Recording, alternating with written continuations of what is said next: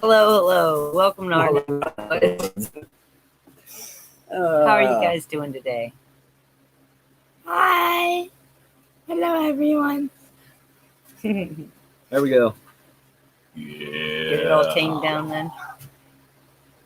Just have to be at 1, 2, 3, 4, 5, 6. So how's everybody doing today? I went over and watched one of Pappy's old videos to get, he inspires me. He He's really awesome. does. He's awesome. Polly, I'm so sorry you got burned. What? Soak that hand in some vinegar, girl. I'll pull all the heat right out of it. All right, so Yeah. is your No. future the question? No. Boing, boing, boing, boing, boing, Sorry. boing. So, first we have some things to attend to real quick. My mods. So we noticed that some people have been like repeating stuff in chat a lot. So you guys, please let's not do that. We're not gonna spam the chat with stuff. We have a great group here. The conversation's always interesting. Hey Gary, Brian, Polly, Aunt BB, Hello. Marco, everybody. Hello. I know I missed some people. Everybody's still coming in 10 now. But right. my mods, I would Hello. like you to use your discretion. But if we have repeating messages over and over, we're not going to allow that. No. I don't want to keep doing that. It Once just or makes me twice is feel okay, hinky. but I don't know what that's about. It's 9 times. It gets to be a little. We went back through the other day. Just something to be on the lookout for. Yep. No different than like Liberty Warrior or anybody else. If it's getting overwhelming, you know. See, now, Marco, I love you, brother, Hey, Marco. but don't be a stinker. You're doing it on purpose. Hey, 300 LH. So you guys, we came up with this topic yesterday. Hey, Travis, LHS 300, good to see y'all. Chicken, if you're in here. So we came up with this topic yesterday, and it's still a very valuable topic today, I believe. And I noticed that Pappy had tried to put up something this morning, and it really is the same question worded different. Is your future the question, or is this the future of humanity? In these times, you know, we talk about chaotic energy all the time. You guys, we all know that stuff is going on, stuff is happening, and that it's affecting everyone in a different way. So, yeah, we really need our coping skills. We really need our families.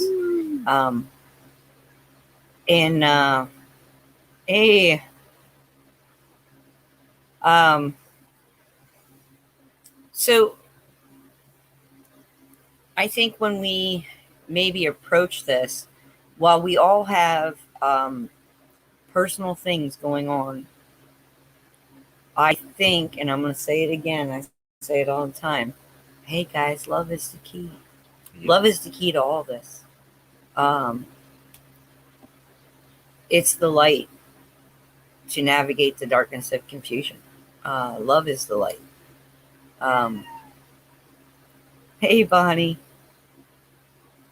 Yeah, people were starting to get mean out there. We got to keep. Yep.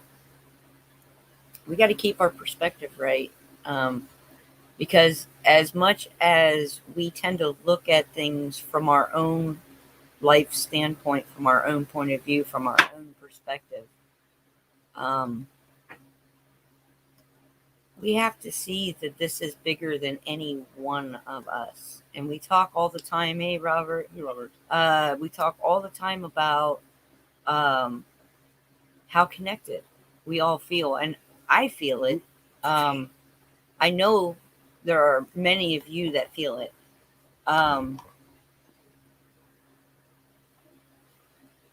let's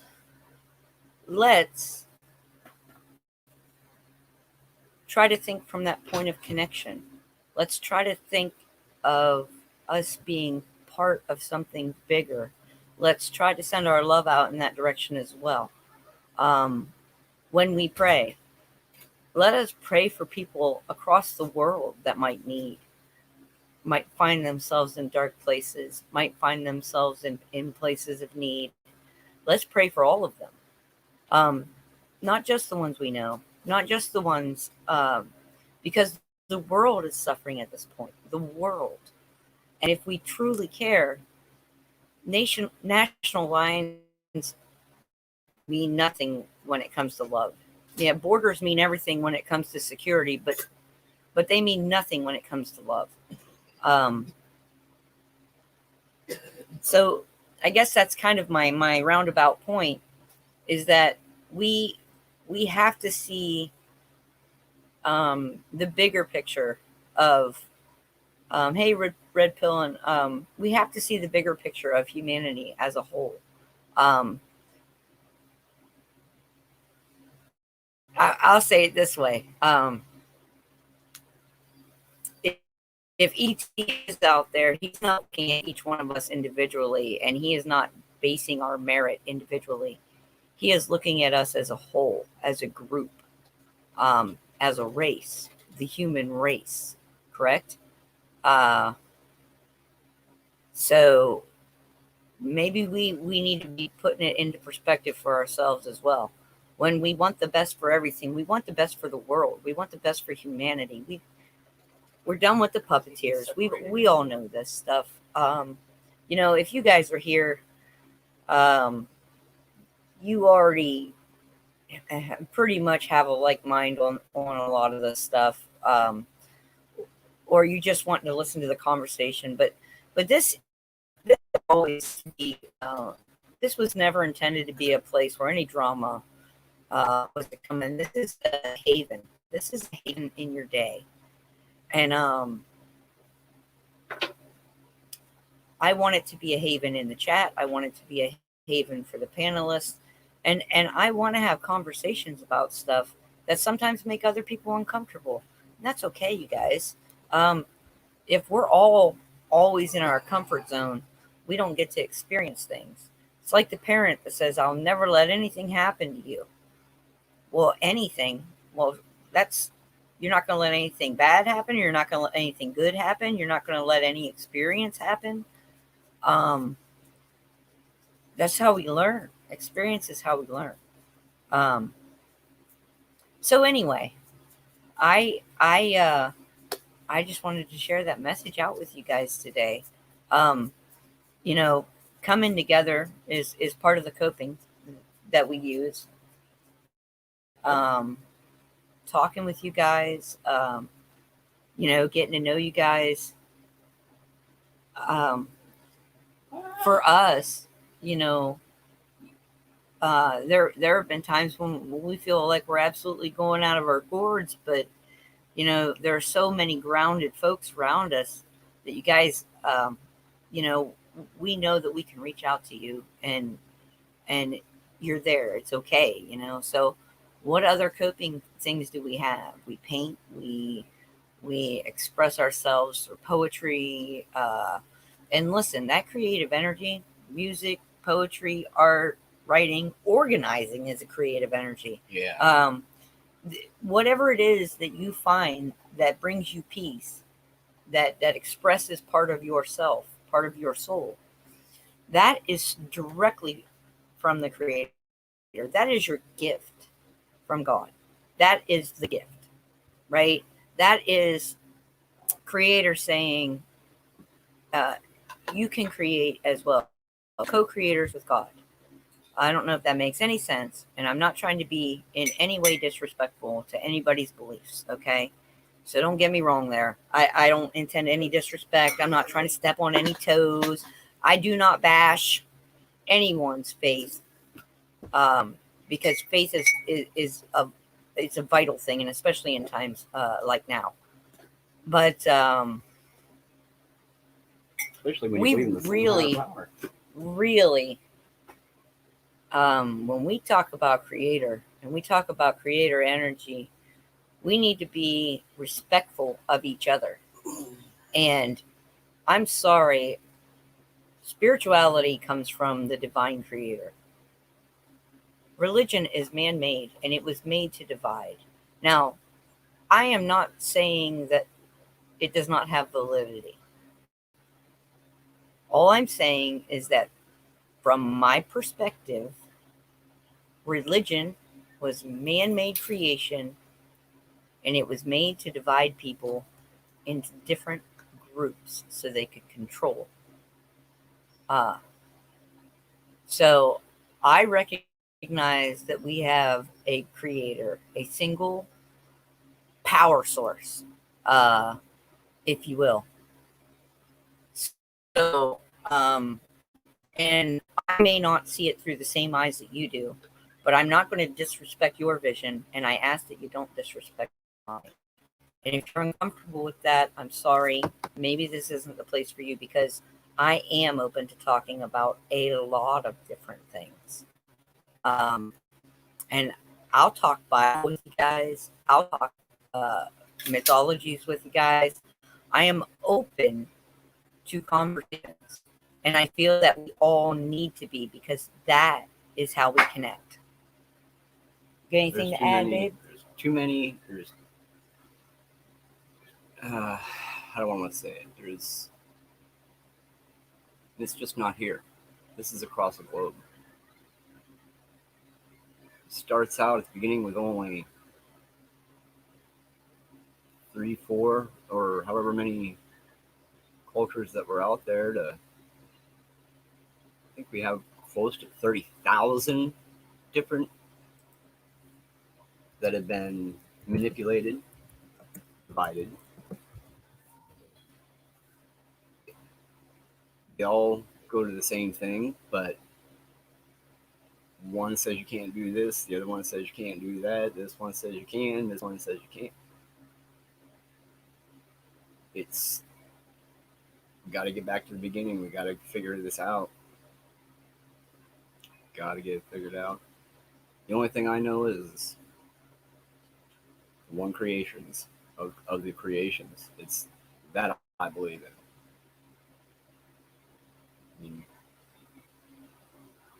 You don't get nothing out of it. You can get something out of nothing. All right. So, but, you know. Yeah. So that really is our message today, is just to get you guys get critically thinking about what you're using to bolster each other up during this time, but also to widen your view, to see the world, to see the you have these natives, entirety of humanity. Funnier than anything, you have these natives that have never been known to culture itself. They're still hidden within the forests, and they still believe in the old higher being. They may not call him what we call him, but they still believe in the higher divine. So, and that says a lot there too, you know. Yeah. I mean, listen, and if you guys are going to post verses, you know, lots of people keep asking for the chapters and the book, the chapter, the verse. Please just post it, because if you're actually trying to help folks by posting posting Bible verse, then give them reference. Because it's not helping anyone if you're denying people where to look for themselves and to maybe do some more searching in their own heart through the Bible. All right. So if they're going to, if the Bible is your book, then and you're wanting to use it to help people, then use it to help people. Because right now we can't leave each other behind like that just because we want people to go. Not everybody knows the Bible front to back. Not everybody. Some people that are just now getting into this. So there's some people out there that believe in God completely, but have never opened a Bible and they've never been to church, but they still believe in God. So they do need to People have been It's a asking, weird Marco. feeling I'm going not on saying right don't now. post It really verses. is. I'm not No, saying no, don't no, post no. Yeah, you verses. can do And that. you are most welcome to do so.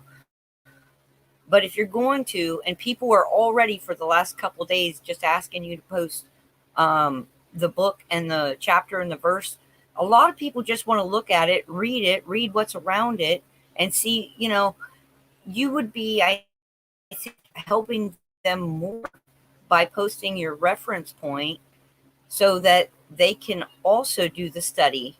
Okay, that's all. That's what I'm getting. I'm getting that people are asking and they're not getting it, and it's frustrating. And I get that, because when you're trying to look for something in that many books and you don't know where to find it, um, Yeah. just reference points. It does that's get all. confusing. I mean, and we're here to help people. And so if you're helping, if anybody remembers those old fish machines, let's help. I mean, the old categorying with the fish machines, the fish microfish machines. Am I saying that, microfish? Oh, the little the little pictures. Blows my mind. I can't figure that thing out for nothing, and I was taught over 20 times on how to use one of those things, and I still cannot figure out how to use a microfiche machine. It's the categorizing, it's the numbers. It gets me all confused with names and different categories and Absolutely subsections. But if you just take me there, I'm good. So there are people out there like me that can't understand, and it would be good to know how to start learning how to do those things too. Absolutely, Celtic. You can definitely make a suggestion. And thank you, K9. Within each and every one of us,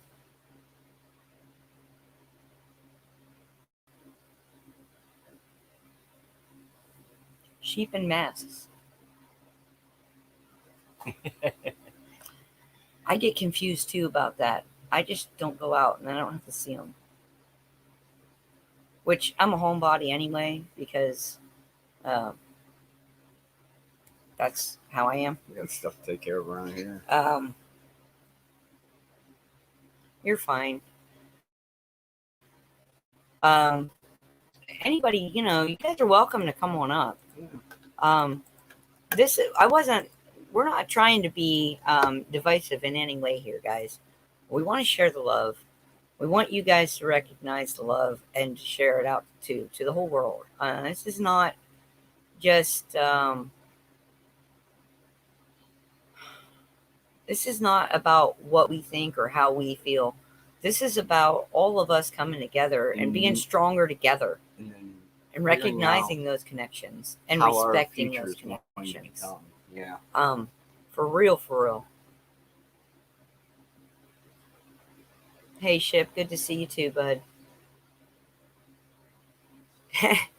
All right, Hen and LHS. I was just addressing some stuff that's been the last couple shows, and I'm just trying to right the ship, because we really are just trying to spread love. Okay, we're not here trying to cause drama or any of that, and I don't want to accept drama in my life, and I don't want to accept drama in this chat, because we've got a nice family here. You guys have brilliant conversations, and I love how we help each other, and I want to keep that intact, and that's very important to Jeff and I, that we keep our original intent intact. Okay, so you guys are welcome to come up. We can talk about anything you like, but I'm going to say this too. If I start feeling like attacks are being done, or if I start feeling like there's this chaotic energy coming in and causing drama, I'm going to shut it down. I'm not going to let that happen. Because see you later. Sorry, Ship.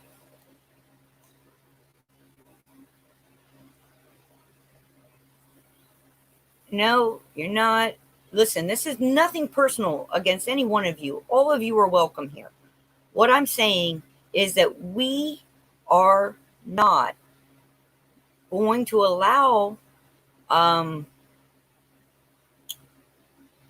disruption of that love, man. We need to have it, and we need to keep it strong. And we, all of us, all of you, have to do these things in our own ways, okay? And we need to be respectful of each other, because we cannot move forward without that respect, without that common core of love, right?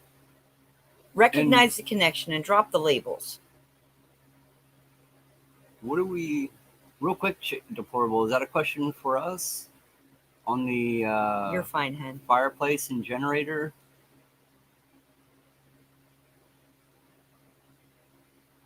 So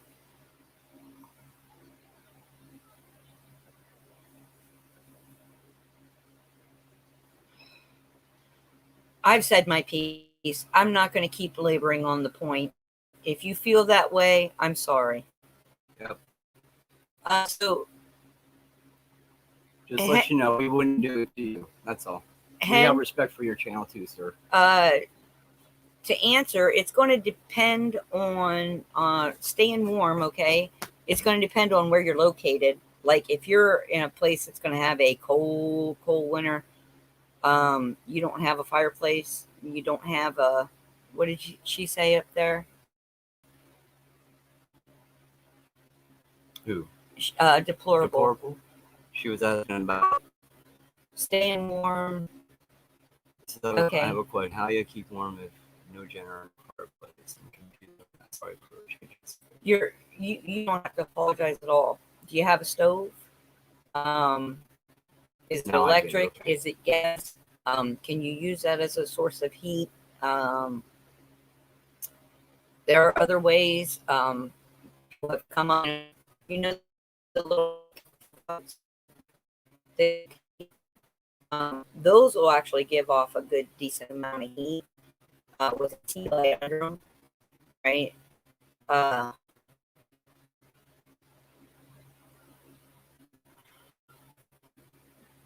Putting blankets around your bedding area, like you know how in the old days they did bed curtains, okay?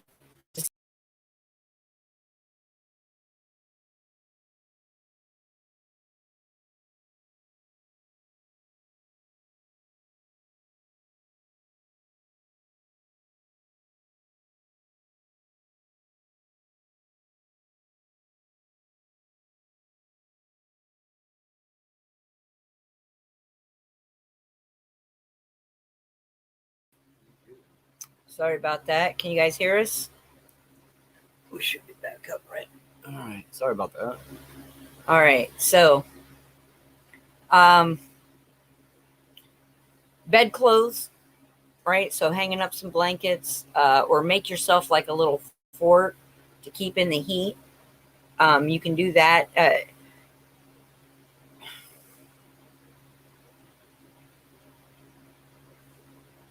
Sorry, guys. It's going quick. Yeah.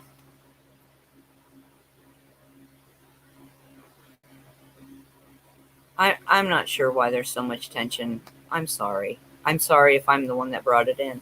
I apologize sincerely and from the bottom of my heart. I think it may be just the energy that's going around, and I'm really trying to I really just want to live from a place of love, you guys. That's all. My goal. This isn't anything, I don't know how to put it. Listen, we're not going to argue in chat. Yeah, you guys can stop right now, or you can go from it all, because this is supposed to be a haven. Couple of hours. That was all. This is why we did it. We can shut it down, like she said.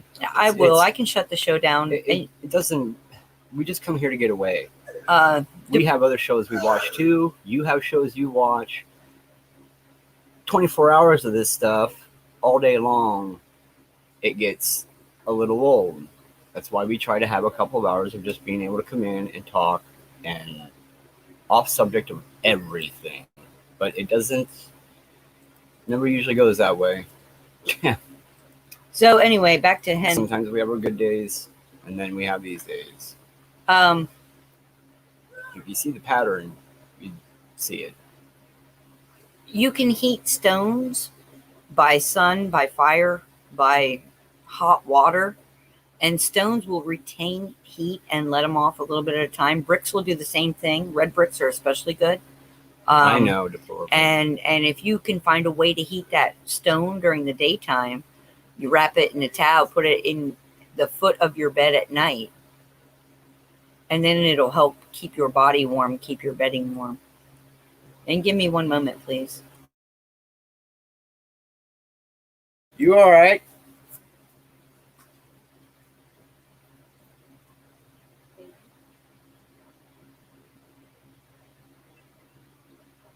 Oh my. Give me a poster. Give it to me right now. Yeah, and you set stuff on top of it. Give it to me. Done. I'm done. Whoa, that was fast. Hello, Jeff. Oh, hey, how you doing? Just one second. Good. Yeah, and you set stuff on top of it. Done. Done. Whoa, that was fast. Hello, Jeff. Oh, hey, how you doing? Just one second. Good. Got it. Let's see what happened. I was getting an echo. I'm trying to figure out where it came from. Yeah, I got you. Before I go. Had to turn ours down a little bit too. Last night. There we go. All right, 1 second. I gotta grab coffee. No worries.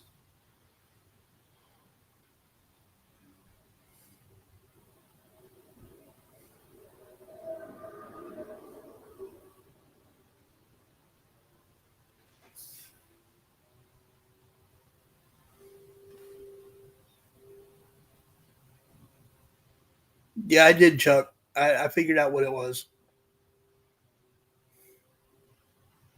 Actually, I shut it all the way down.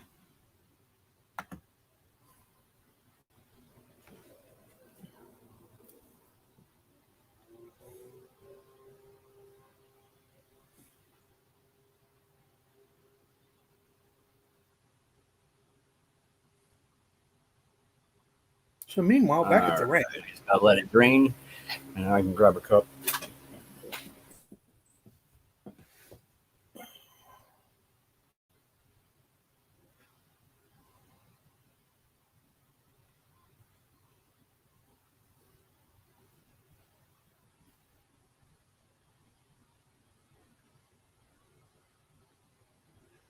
You got to be careful with those propane heaters, Sue. You will be I mean, they do Make sure you have. You got to make sure you got good ventilation, for one. Yeah, that's what I was gonna say. Yeah, ventilation. Yep. Leave, like you gotta have a window cracked a little bit. Mm-hmm. You know, let some oxygen. Yep.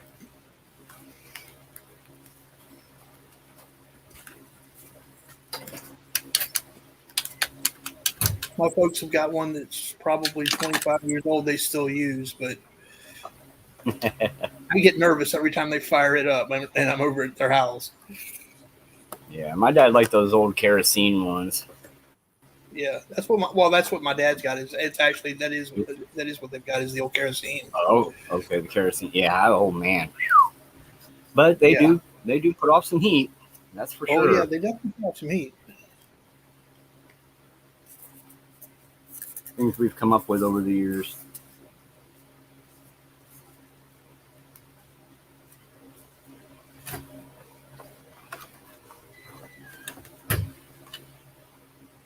So I figured I would take the opportunity to jump up here only because I'm actually technically supposed to be in surgery right now. Hey. Yeah, I saw that. You They gonna be all right it. without it, or? Yeah, I'll be all right. Well, I mean, they postponed it for a month. Not a big deal. I've got to have a couple of impacted teeth yanked and a section of my jaw cut out because it's actually starting to extend into the ear canal. So I've got to have that fixed. But it is what it is. I've got pain meds, more or less. But anyway, did somebody say mythology? Oh yeah. I actually used to be very interested in the Celtic mythologies, which I understand you have studied. Yes. And the legend of and I'm probably going to butcher it because I don't have a clue how to pronounce anything in Gaelic. That's okay. I speak but Gaelic. Don't have a hard time with it. Oh, the Fae people. Yeah, but they were also depicted as giants in some areas. And they were also depicted as gods in others. Exactly. So Yes. I find it very intriguing.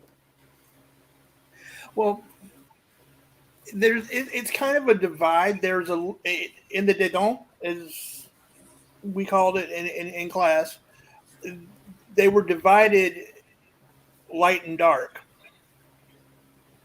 And there were a combination of the Fae, the giants, they on both sides. So that's why that's where it gets a little confusing. But the prose, there's a lot of what they base it on is the Prose Edda, and that is so old and so choppy, and it's not even a complete. That's not even a complete. That there's a lot of things that have been misinterpreted. Imagine that. It's a common theme around the world. Yeah. In all the different mythologies that I've studied and all the different religions that I've studied, there are overlays in every one, and there's you can see there are intentional misrepresentations, like in each one of them. There's not one of them that you can find a complete truth in. I don't know that it's necessarily intentional misinterpretation, or as much as it is just simply a misinterpretation, if that makes any sense. I don't believe that there's an intent. There's not a intent of malice, at least in what I've read so far. I would disagree, but only because I've been doing some new research, which I will actually share something with you if you're interested in looking at it. Go ahead. Absolutely. Zach, hi, Zach. Hey, Zach. What's up, buddy? We love Zach. Yeah. Zach, if you want to come up, buddy, you're welcome. As a matter of fact, I think I sent you a message earlier, Zach. Check your Instagram. Oh, I love Zach. Yeah. But yeah, absolutely. You've got my email. By all means, anything you've got just to send, I'll take a look at. All right. I don't know it all, but it's a 5-hour video. But you gotta take slow, small sips. There's a ton of information. Some of it resonates, some of it might not. But it, I mean, like anything else, we approached it exactly like different we did doors. Everything else. But wowza. Where does it start? What our brother Gary out there in listener land has seen it, and he was the first one to complete it. And I would very much, Gary, love to maybe later hear your thoughts on that. And Robert, you're doing it. You're checking it out now. Awesome. We have one more hour left to go of it. But it's been it's connected some of the pieces for me, and I know for Jeff it has too in other areas. Yeah. So I'll definitely take a look. It's pretty intense. But it's really, really interesting.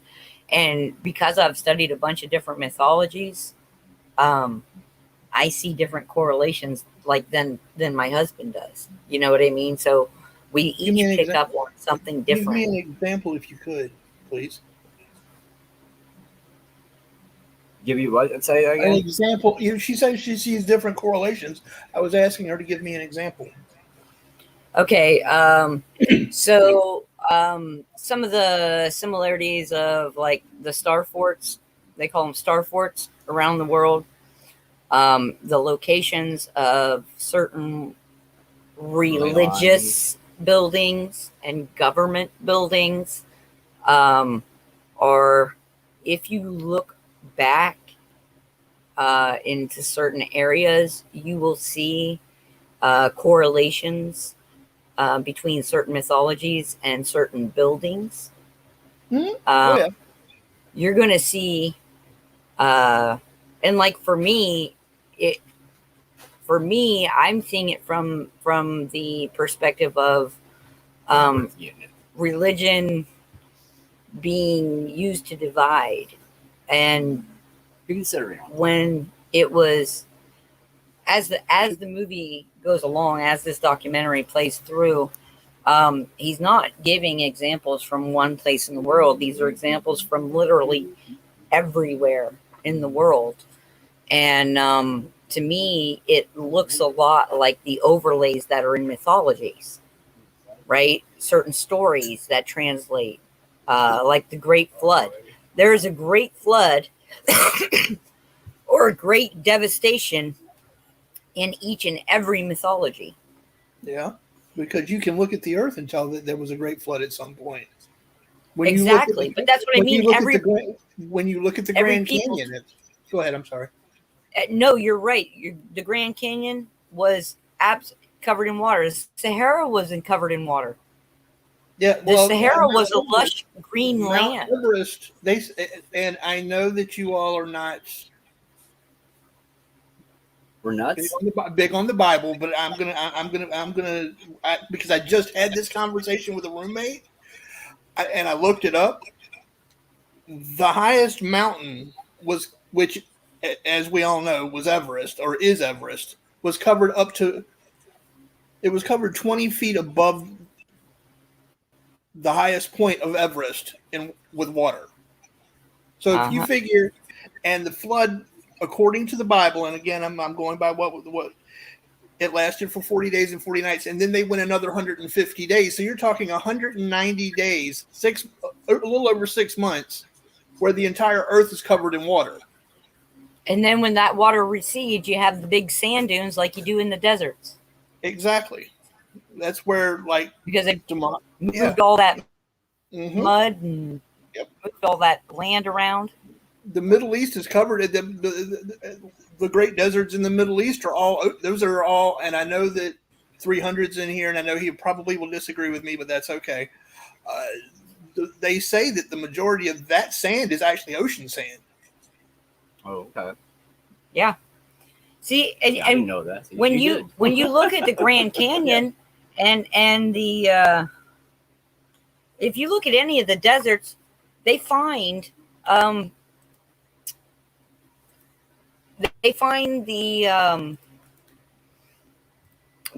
remains of crustaceans and sea life and minerals and things like that are all found in the ocean. The lost history of Earth. Yep. That is the name of this. We'll post it in chat real quick, and I'll go ahead and we'll put it in private chat for you to grab the link then too as well. Cool. Hi. Yes, ma'am. You're welcome. But I'm going to say this. Don't forget.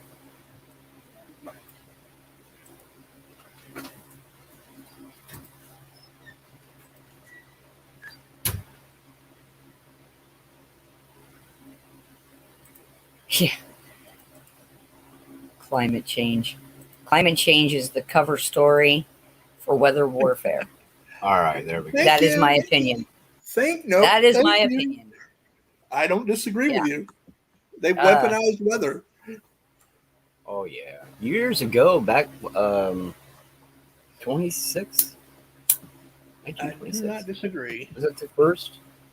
They started trying to develop it over in Japan, or 1926. I think it was before. Listen, I think there's started, a big it was like problem with 1966 our when they got it timeline. up there. I've always felt there was a big problem with our timeline. Even as a child, I knew something wasn't right and something was off. And I believe that even more today. You have to forward those emails? Okay, hey, chicken hen. If do I have your email? If not, would you mind emailing me and I can actually I'll just send you the link, hon. I've sent it out to a couple people. Yep. Harp. Okay. Thank you, Gary. Yeah. We'll get started on this right. one. Oh, Gary, you got to send me the links. They're right in his thing. Oh, okay. They're on his channel. One to his channel. See these other ones, you know. Yeah. There's more.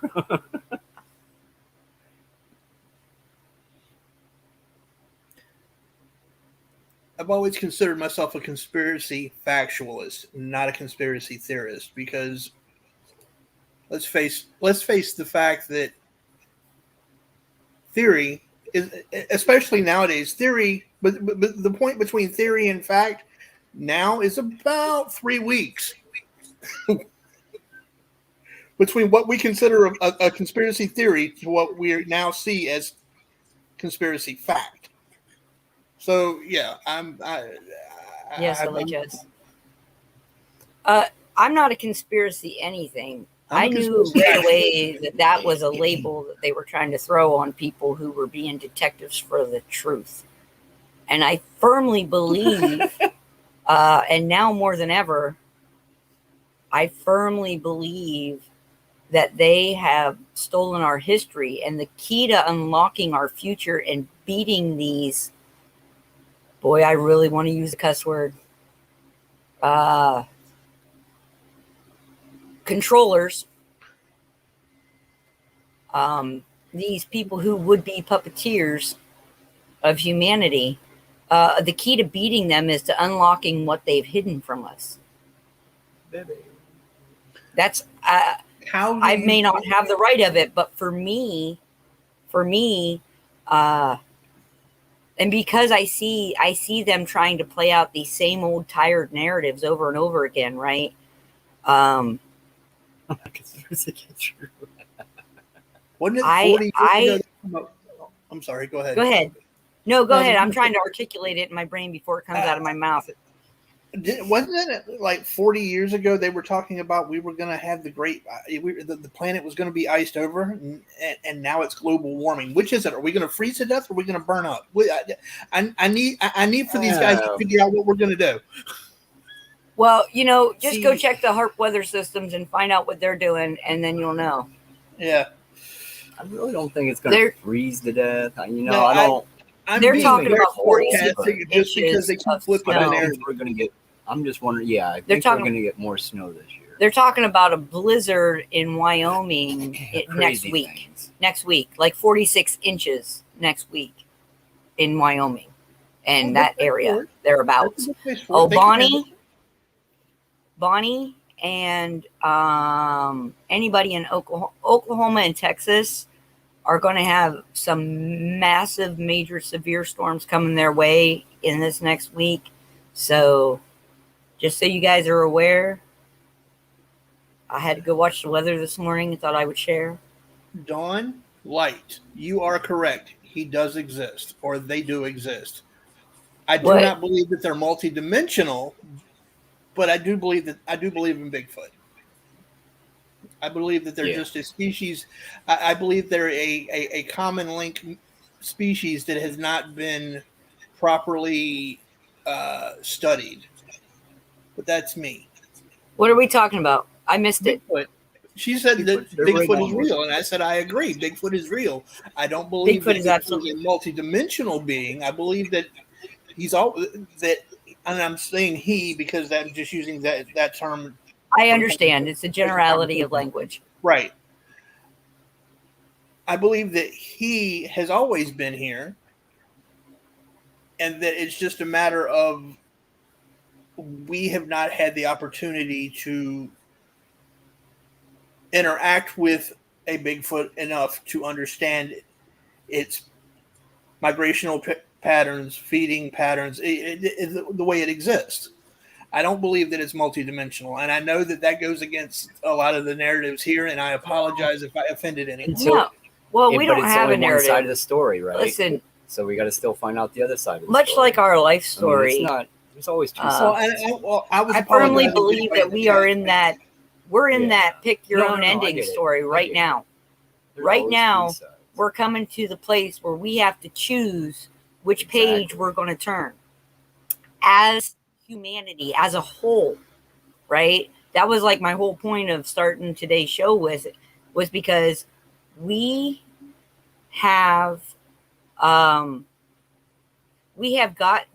here, we're at the point. And if we don't pick if we don't choose the right the energy, right? Because what we're putting out is manifesting. So why do you think they're throwing all these false flags up? Why do you think they're throwing all these destructive things up, all these things to cause fear or loathing or division or hate among people? They're throwing all these things up, and they can't help themselves. They have to, because the energy they want for the reset they want is what they're trying to get people to manifest. So they have to try to keep people in that spirit of fear. So if we can live from a place of love, we can totally destroy that, choose our own ending. And I know I'm simplifying this down, you guys, but do you understand what I'm saying here? I mean, is this making any sense to you?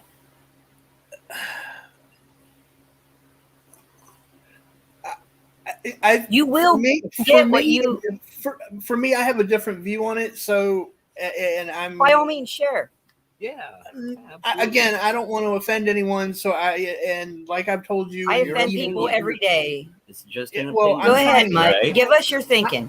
I'm trying not to. I'm trying to, quote unquote, turn another page or flip the leaf or whatever, so that I don't offend anyone by giving my 2 cents, because I'm told that I have no tact, as we have already discussed.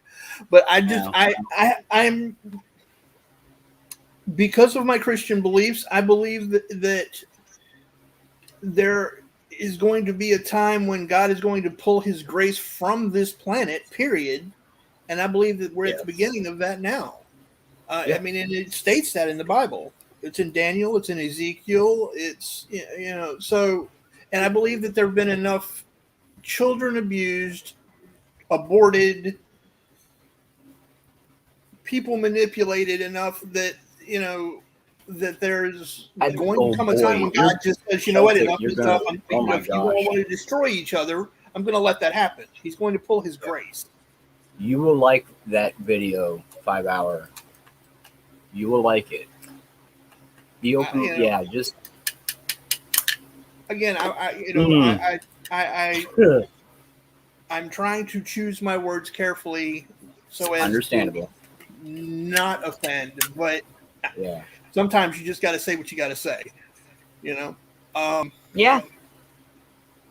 So that's when and this is not an attack on either one of you. Please don't hear this, but I have a very hard time, and I know that I'm going to get some kickback from the people in the chat, and that's okay.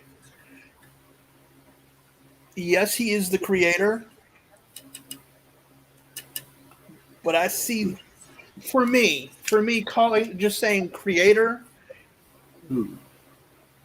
kind of takes him down a notch, as opposed to making him God. Yeah. See, and now I'm going to give you my view on that. We need to have a private discussion. Again, and that's fine. I just don't want to be disrespectful. So. I feel that calling him creator gives him more power than calling him God, because God has been the word God has been manipulated across the world. So I feel, to me, I'm giving more honor to my creator, saying creator, than to lessen it, to lessen that divine grace by calling it God.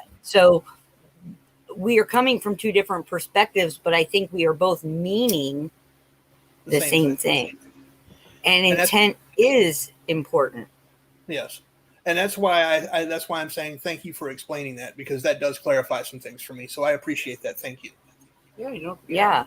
And I know that, that's why these discussions are important, because we can't be just getting offended at each other, when we don't understand where each one is coming from. Right. No, I agree. I agree 100% with that. And I know that he's getting on people's nerves, but I agree with what Marco is saying right now. God is the creator, and that's the point I was trying to make, Marco. He is the great creator. He is the I am, the Alpha, the Omega, the beginning and the end. So I have a question. I can quote scripture too. Yes, ma'am. And we do. And too, I so I do not mind. I really, really want to know you guys' opinion, because personally, if I had to name the creator, I would use Yahweh. I would not use God. That would not be my first choice. And it's because of my studies that I come across that. And my other thinking is, and I just need to ask this, okay, is that just because someone speaks a different language and calls God in the name of Allah, because that is what the word God sounds like in their language, does that then make them wrong too? And I'm not saying that you're saying that. I'm just asking it as a question for critical thinking here. People need to start seeing that. Okay, languages languages don't need to divide us. We're about to go down a very deep rabbit hole if we're gonna go. I know exactly, and that's not part of our. Do you not feel that these conversations are important, though? I mean, I feel like you do. I don't. I know you all are also trying to keep it very light, so I'm trying to respect that as well. You and I tell you what, I would love to sit down with you and have that conversation. Just you and I at some point, or you, me, and Jeff at some point. Just the three of us. Okay. I can kind of lay it all out for you. But when you're trying to keep it light, and we've got, I don't know how many people are on the stream right now. Okay, Marco, there shows my point. There are many gods of man, only one creator. Exactly. Only one creator. And so that is why I choose. That's my personal. Is the Jewish name for father, or father, exactly. God, actually. So, and there are many different languages, but I also know that, you know what? No, I'm not going to go down that rabbit hole. I'm not doing it, because you want to keep. Yeah, that'll be a close. Fine. That'll be a close. But I would love to have that conversation with you someday. Absolutely. Absolutely would.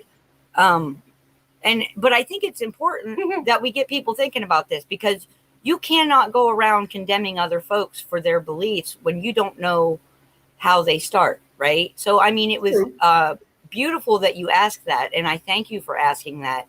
But in my way, that is my way of honoring the Divine Father right there. And that's my way. I appreciate your explanation of that, because I've heard, I was married to a native. I was married to she was a quarter Cherokee and a quarter Nansman Indian. So she was basically half. And I have heard, I know, Grizz, we do live in rabbit holes, but sometimes you got to pop your head up for light and fresh air. I've heard from a lot of her people a lot of different things in regards to calling him creator as to why they do it. So for me, it kind of was they don't see who I would call God as the creator. They see the creator as more than that, and I have a hard time with that. As seeing the creator more as more than being God. God, what I see as God, the biblical God, who in Genesis it states he created. See how he's trying to be very careful. Maybe Yeah. maybe I'm confusing things for you, and I don't mean to. No, actually, you're not. Yeah, it's Well, I don't see here's and maybe this is I maybe this is because I've been influenced by so many different things throughout my life and throughout my studies, but God of the Bible is the creator, correct? Yes, All powerful, correct? correct. Nothing impossible, correct? No, correct. Okay, then why isn't God more than just I'm not trying to be confused, but I am a little confused because I have always had the viewpoint that Right. if he has created everything here in the heavens, on the earth, in the seas, Yes. okay, and that was no mean feat by No. any means, and all the heavens, then why is he not capable and probably already created other dimensions, other beings with higher consciousnesses? Yes. I kind of feel like we are low man on the totem pole, and I also feel that we have been reset many times. I used to jokingly say, "What if we're all just a bunch of sea monkeys in an old man's fish tank?" But now I kind of feel like that's exactly what it is. And I'm not saying that in any bad way or disrespectful way. I don't mean that I with used any to have some monkeys disrespect. as a kid, so I thought it was funny. yeah. But No, but let me ask this then. And it was, darn it, Heather, you took me down that rabbit hole. well, you knew that when you called in. You've Yeah, I heard me know. talk a lot of times now. I know. But let me ask this question. Well, actually, let me make a statement, not ask the question. It states in the Bible that we are created in his image. If we are created in his image, do you think he would create us as the low man on the totem pole? And here is why I think we are divine beings and also low men on the totem pole. We've come to the crux of the issue. Squirrel. Okay? Here's the crux. Yes. Right here is that he created us in his image, right? And so we are able to create, we are able to attain a high spirituality and connection with God individually, with the creator individually and as a whole, right? With fellowship. We know the power of prayer works. All these things. But he also gave us free will. Free will is why we had to be low men on the totem pole. It's not that we are bottom of the barrel. I'm not saying that at all. I'm saying because we are in the image of the creator, we are given the choice to ascend or not. We are given the choice to find truth or not. We are given those choices.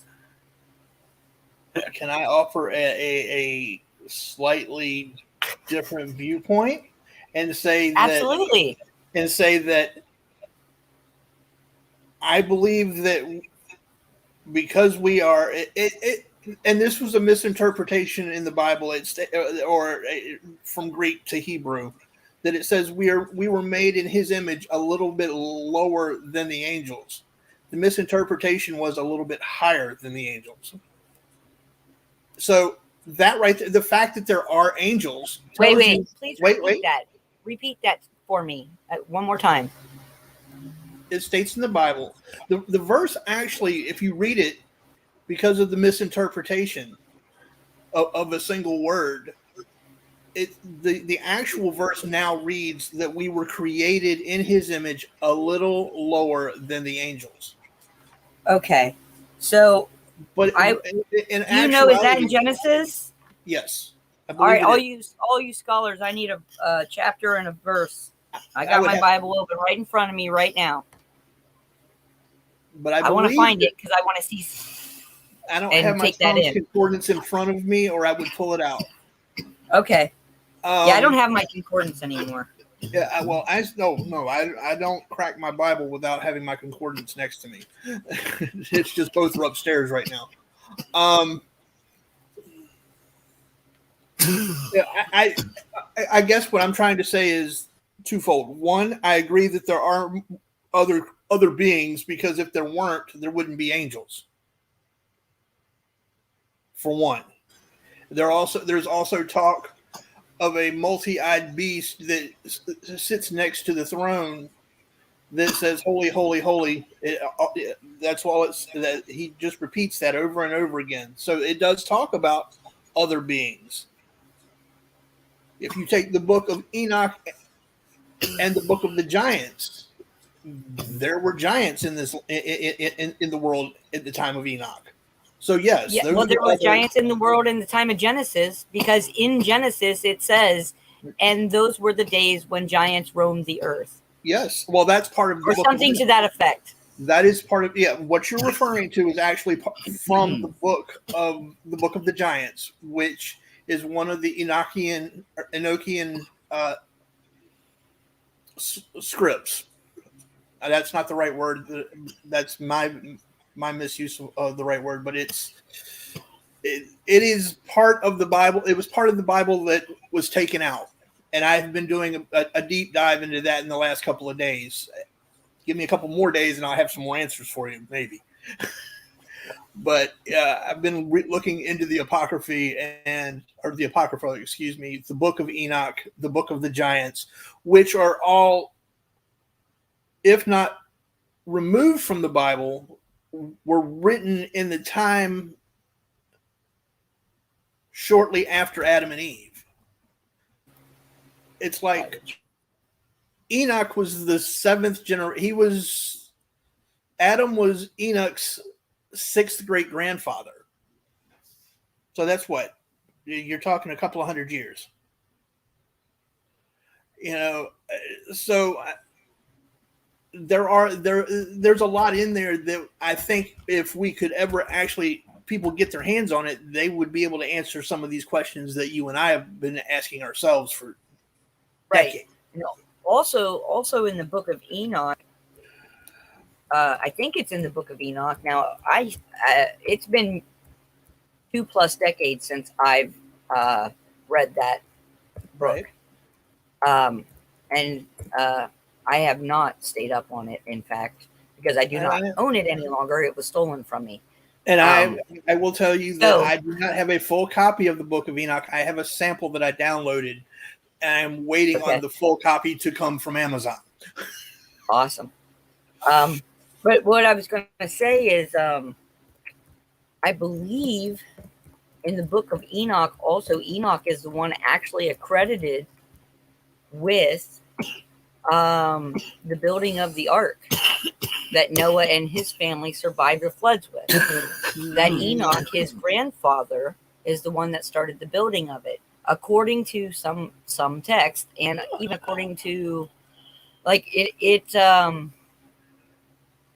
I would love to know. I will look that up, Marco. Please, because I've always been led to believe that it was God who came to Noah and told Noah to build it. I had not heard that Enoch.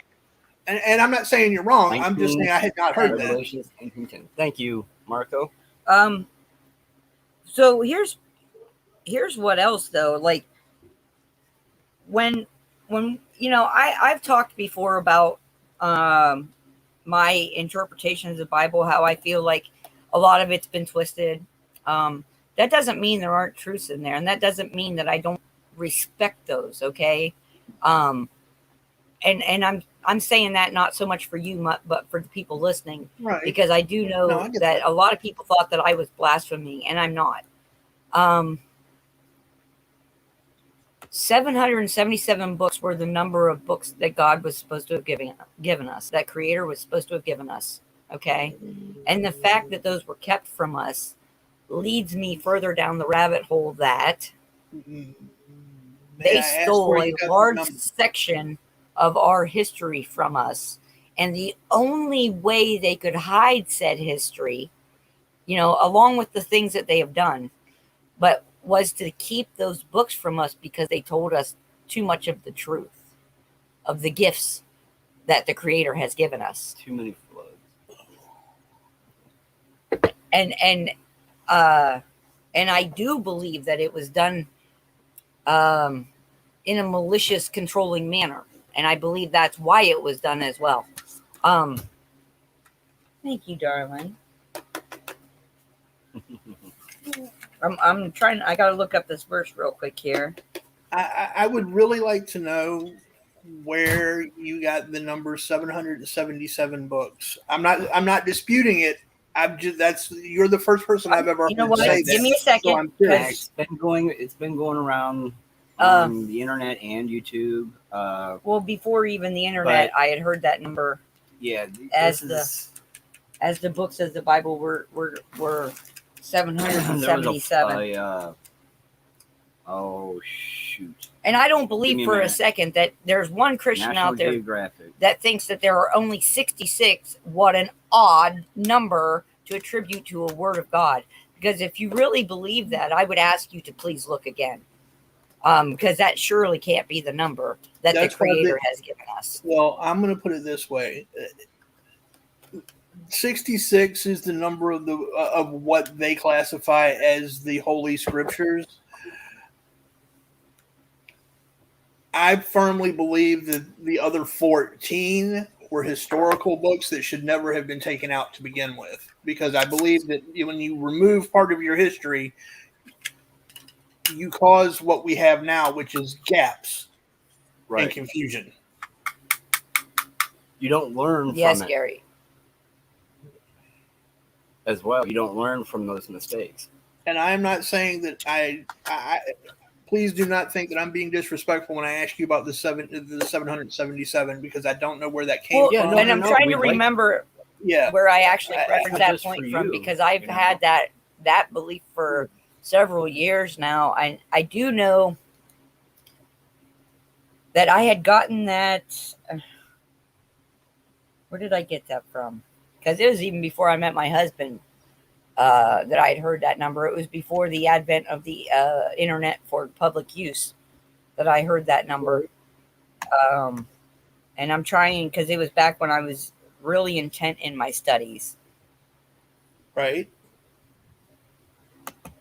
You're going to have to let me think on that to refresh my memory. But as soon as I remember where I got that number originally from, I will give you that information, I promise.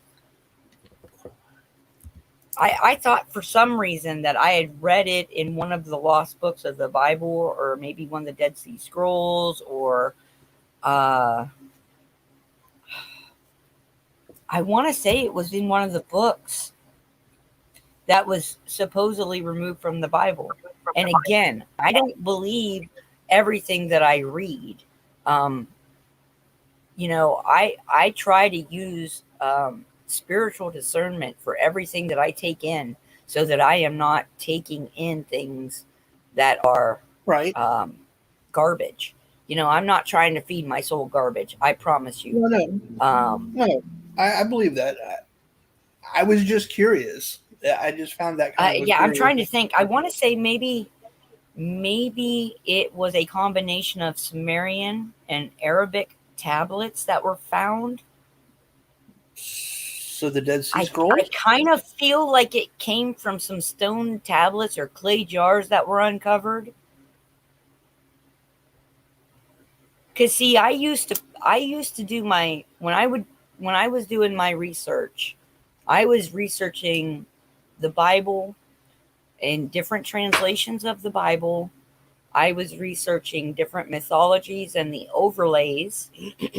I was researching the Dead Sea Scrolls, the lost books. I was doing a lot of research in a lot of areas, and I was looking at the Emerald Tablets. I was looking at the Sumerian scripts, the Babylonian scripts, Egyptian hieroglyphics. I mean, there was a whole bundle of things I was trying to find connections in. And I wasn't looking for connections.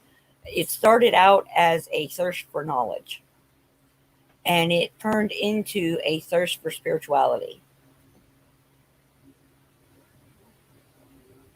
Does that make sense?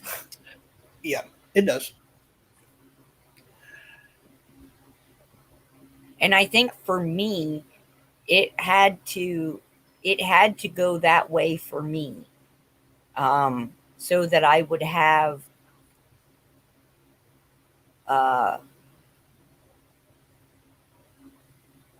thus the first censorship of the word, the Council of Nicaea. Yeah, he's not wrong. The Council of Nicaea. And then Constantine. Yes, and from there on, man has always constricted what we are allowed to know. Even now, they have robbed us of vital histories that could possibly have saved multitudes of folks. I have a book for you that you need to look. Actually, give me 1 second. Let me see if I've got it over here. I want to make sure I have the title correct. It's something along the lines of things my teacher never taught me in school. It's basically a large chunk of the, and this is strictly American history, but it's a large chunk of the American history that was removed from a large number of different history books throughout the United States over the course of like 100 years. Uh-huh. And so you're right. There is a lot of history that has been didacted, removed, stripped, whitewashed. Why aren't we asking why? Why aren't we asking why? That's what we do. I don't know why people aren't asking why. I trust me, I've been asking why for why they've tried to erase giants, the existence of giants. They've turned into a mythology. Well, and we've all known that there's truth to that. It says it in the Bible. It says it in the Quran. Well, it says it in every holy book. Well, they've also found evidence of giants now. Exactly. Right. There's physical evidence. There are pictures. Yes. And look at some of these buildings. What are those built for? Why did that door need to be 7 men tall? Exactly. Or even sometimes of 20. You know, so why did they build Petra? Petra is built into the side of a mountain, and the doorways in Petra are immense. So, you know, why would they have to build something like that? Maybe because there are people that are taller than 9 feet. Right. And Nancy, I don't think we're messing with the dark side here. I think this is how we fight back, because honestly, I feel like if we do not uncover our past, we are doomed to repeat it. There are certain truths that they have to tell us, and they have to put out there, and we have to be savvy enough to uncover it. We have to ask questions in order to receive answers. You can't even, prayer is part question, part belief. And prayer is part question, part belief. And what I mean by that, I mean by that is when we pray, like when we pray for the healing of someone, we are asking the question, Creator, will you heal this person? Right? Expecting the answer is already yes. Right? Yeah, that's part of that's part of the power of prayer. Right. All right. So if we're not asking the questions, we cannot answer them. We cannot receive the answer through our spirit. God cannot give us an answer, right, if we are not asking questions. If we are blindly going through life and believing what man tells us without questioning it, then we are no better than the people who are hiding it from us. And that's how I feel. And I know that a lot of people disagree with that, but that is how I feel. This is where I'm going to quote a man who I actually agree with his quote. Quote Thomas Jefferson, rather honest questioning than blind devotion. There you go. And then that man was hinky too. The controllers want you to not question anything. Exactly, Absolutely, Gary. Exactly. Because the more complacent they can make you, right? The more convenient life is, the more complacent you become, the more you just go right along with their slave labor. Well, real quick, Marco, I did say thank you. Just if you didn't hear me, I did say thank you. You'll have to go back in the video and hear it, but I did say thank you for that. So really, I feel like questions are necessary, and uncovering falsehoods are necessary too, because listen, if we're walking from one age into another, we are stepping boldly across this border, right?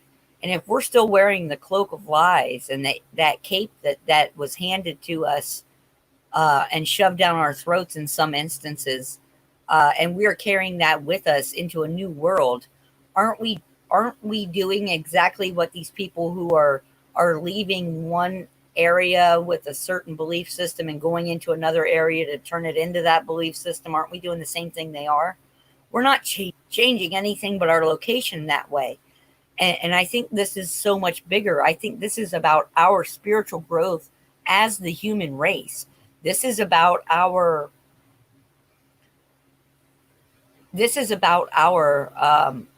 I'm trying to find another word, but ascension just keeps coming in. So I guess that's the word I need to use. If we're not questioning this, I don't want to carry any garbage into this beautiful, bright new world that the Creator is making for us. I don't want to walk through the valley of the shadow of death and carry spirits out with me, right? I want to come out clean on the other side. And I think most people do. And for me, the way to do that is to know what's behind so that I can see what's ahead. Does that make sense? Oh, it makes sense to me. I was assuming you were talking to people in the chat. I haven't disagreed. Well, I kind of talk to everybody, but 2 or 3 minutes. I think some people misunderstand me, and I try to make my message very clear, but I think a lot of times I just confuse people, and I don't try to do that. And I feel like we don't move forward unless we uncover past. And like these people with everything going on, let's turn it to the superficial shit that's going on in our world right now today. And people are all wrapped up in these superficial little scabs. And that's what I call them, because that's what it reminds me of. All this news, all the happenings, and I'm using air quotes here. And that's because my husband's rolling cigarettes and I don't want the camera jolting. But if we're blindly going forward, we're blindly going in a circle. Because you're just going to, I've just never been one of those people. I've never been a follower. I cannot be a follower. It's not in my nature. I did that once. It was really, really turned out horrible bad for me. And I just will never do it again. And if you can't see the comparisons, whether or not the Holocaust is part of the lie or not, okay? The history, the narrative that they've given us is right now, as we speak, repeating itself, right? With the diapers, with the vacations, with it is definitely repeating itself. You are correct about that. The telling on your neighbor. And we look back. I remember looking back, watching those movies like Schindler's List and the other one? Welcome to 1939 Germany. Yeah, all of them. And I remember saying, why didn't they do anything? Why didn't people speak up against this atrocity? What's the Anne Frank? when her The family Infant had to hide Diary. out in an attic. I She was- mean, you know, those were the stories of our youth that were taught to us, and now they're being erased. And they're being erased so that we can repeat it. And it bugs the crap right out of me that people are not seeing it. And I've said it a couple times, you know, don't wear the star. Don't get on the train. You know what I mean? And and I'm trying to jolt people awake. I'm trying to jolt people awake to the fact that you are allowing this to take place again, yet again. And you are letting a new story tell an old story, which is still a lie. I'm chuckling only because I have just recently had some of those exact same conversations. Yeah. Oh, that's so. Please don't think I was laughing at you because I wasn't. It was just the irony of the fact that I was having those exact same conversations this week. She was telling Don't get on the train. Thank you very much, Canadian. Oh, bless your heart, hon. Thank you. And the funny thing is it's with a lot of Canadian people that I'm having these conversations with because send an email. I find that, and I have a lot of. Oh, okay. Sorry, go ahead now. Sorry. No, I'm sorry. My grandfather was Canadian, so you know I have Canadian family, and they are so 180 degrees opposite of the way that I was raised. They are very compliant. They are very laid back. They just don't have that fight that I've got, and these are my family, and I don't understand how, you know, they're like, well, we're just going to do it, you know, we're just taking it so that the government will just finally get off our back. I'm like, they're never going to get off your back. That's what they're going to continue to take control. They're going to continue. The more you give them, the more they're going to take. You know, and they're like, no. I'm like, well, do me a favor. Just before you get on the train, I'm like, what train? I go, the one that's going to take you back to the concentration camps, just like they did in 1940. Sign over the house to me, would you? And you know, they're like, oh, that's not going to happen. I go, right. You're right. That's not going to happen. Just like it's not going to happen that they're going to mandate us to wear masks or take a vaccine so that we have a job. You know, and so yeah, I've had these same conversations. Sorry, Yeah. I'm a little. I got a little vented there for a minute. Oh, you're good. You're good. All right. And I mean, here's the thing. It becomes obvious to me, like when I'm doing research now with the internet, it's really not that hard to find what are considered reputable sources of information, like the Library of Congress. And you can go in there on the internet and poke around all over. You can find maps with Tartaria on them. And they're not even complete maps because it was a very much larger kingdom. And some say it was the millennial kingdom of Christ. And boy, howdy. I want to look into that. I do. I want to look into that.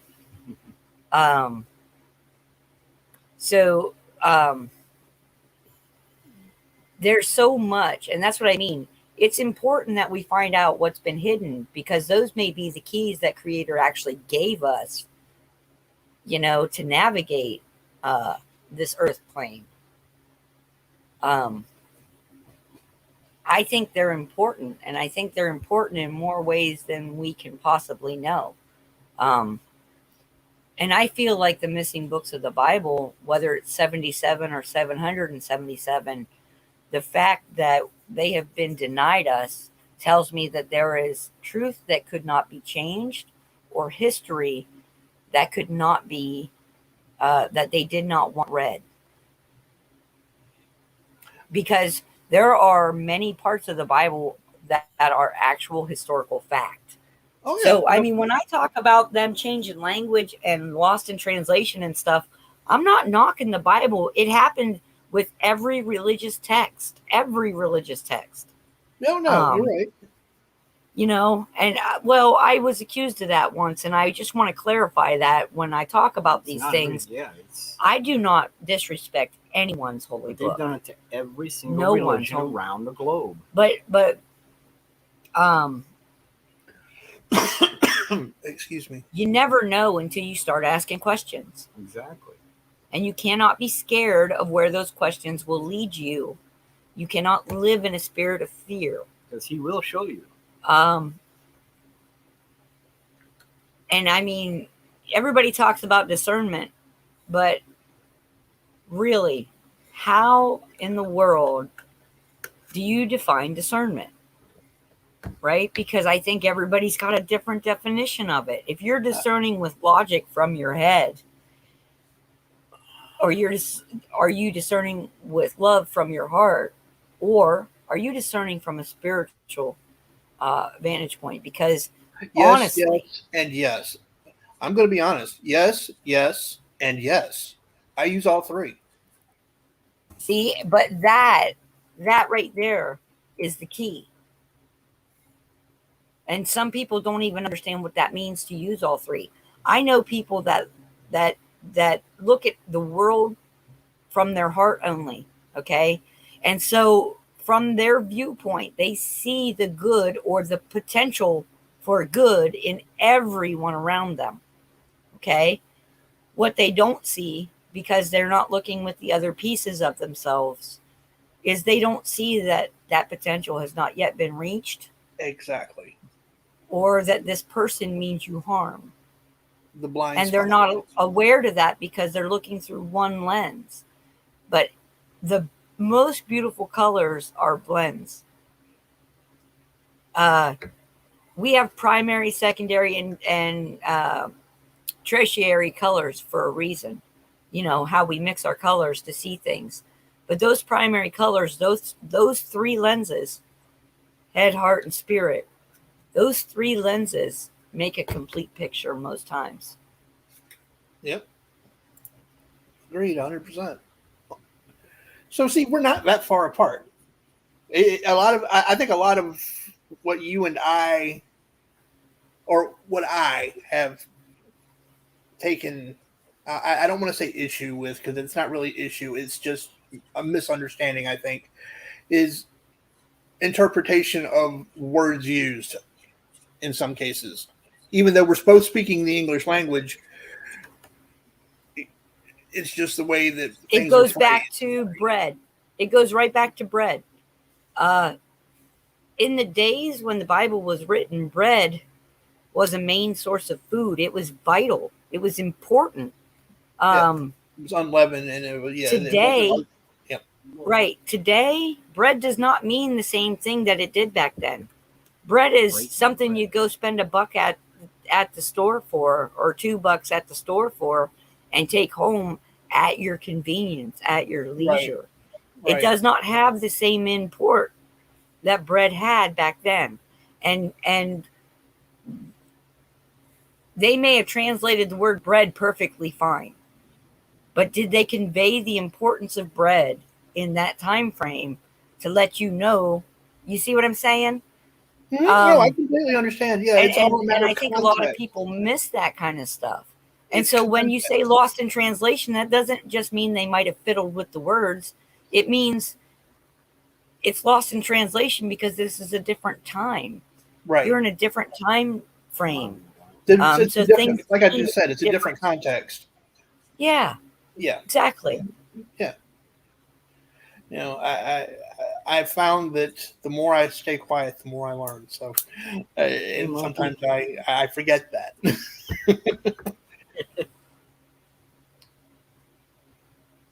Has anybody seen if Pappy came back up today, or did he lose his service or something? Because I know some of you guys were over there on Pappy's channel earlier. If Pappy had come up, I'd have stayed down there in the chat and minded my P's and Q's. I know, I love Pappy. Pappy has a lot to teach us, and he's a very wise man. And I give him a lot of respect, and I honor him, and I feel connected to him in ways that I don't always feel connected to people until,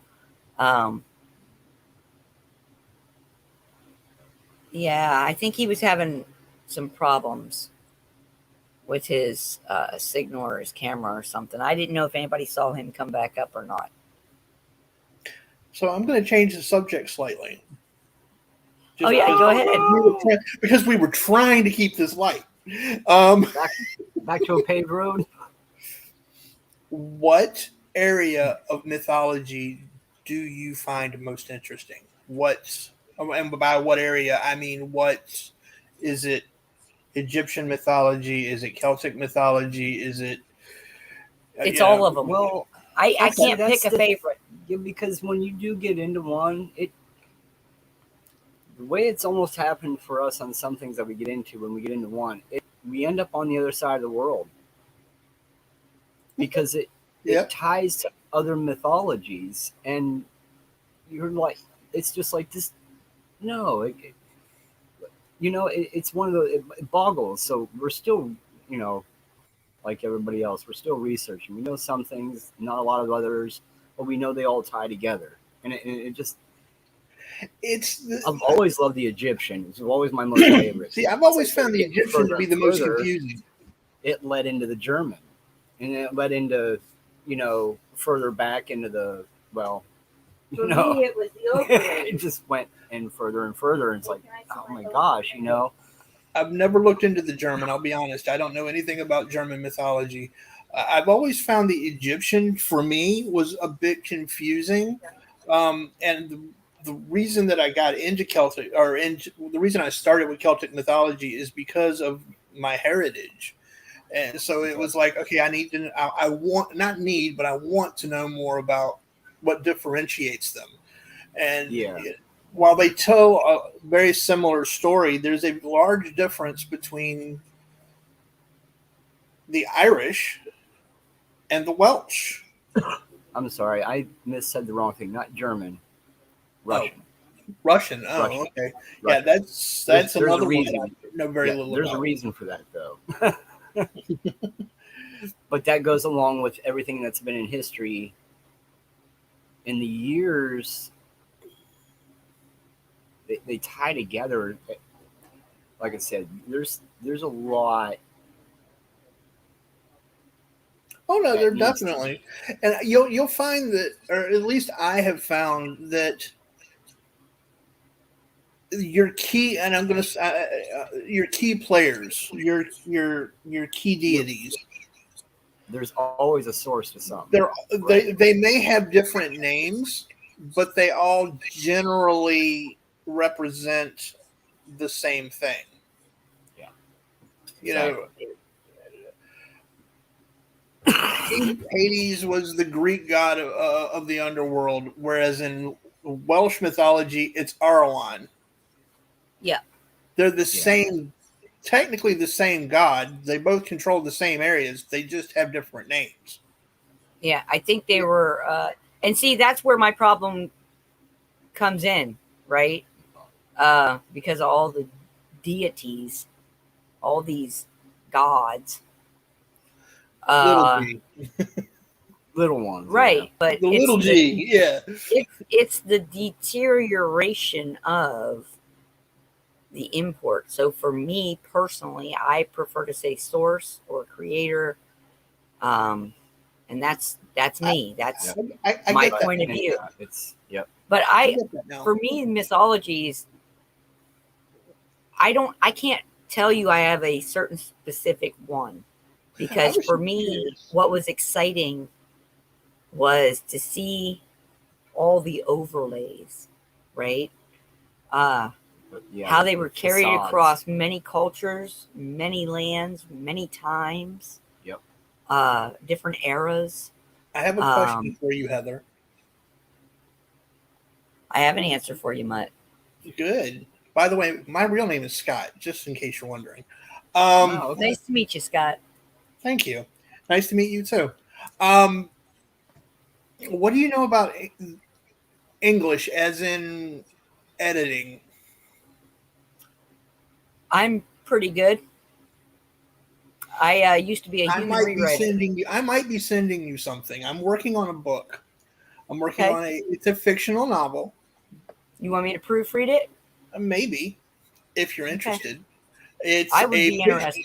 It's a fictional. Well, this is actually right up your alley because I have taken Celtic mythology and merged it in some ways with Nordic mythology. That's not hard to do. No, it's not. I had the Morrigan. The Morrigan was married to Lugh, who is the equivalent, the Celtic equivalent to The Allfather. Yes, right.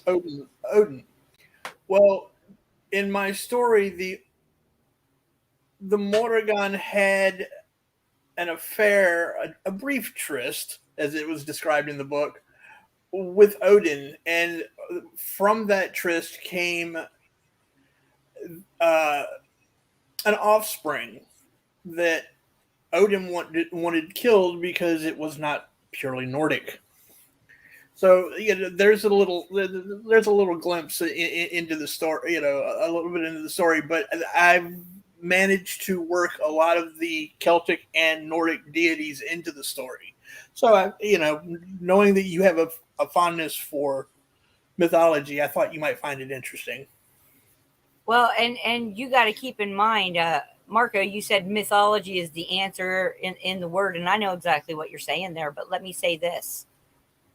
Those mythologies that we call mythologies now were their religious text then. And I do not disrespect anyone's religious text. Because I've heard, and you're not going to like this, brother, but I've heard Christianity called a mythology, and at one point, I've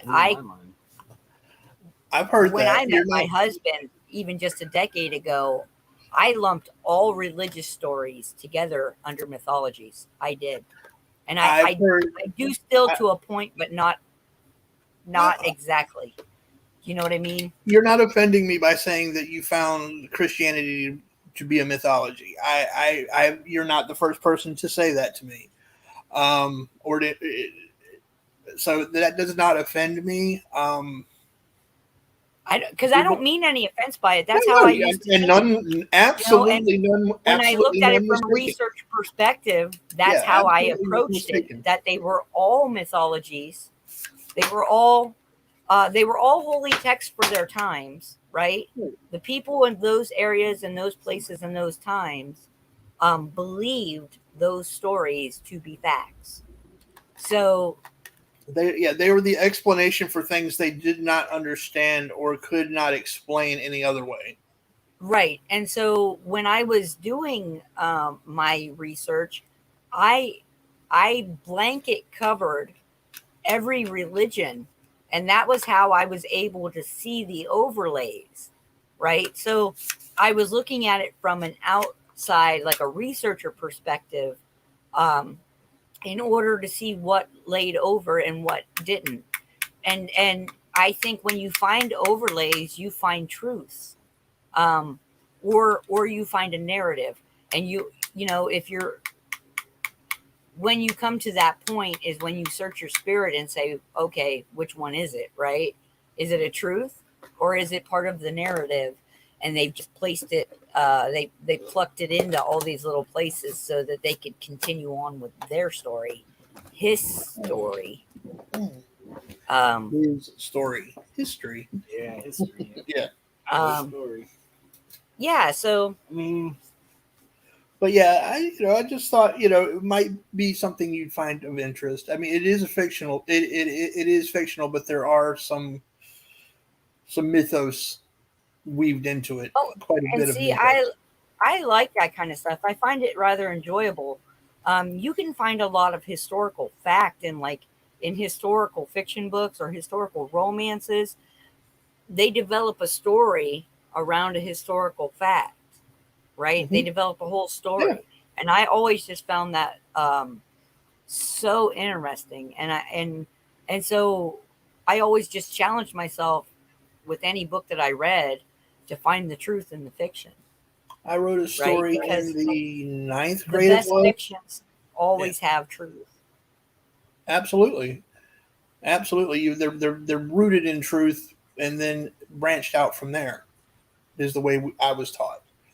Yes. Your story is going to have it's going to have a seed of truth from which the story will grow. Yeah. Was what my teacher taught me. So, I've always remembered that.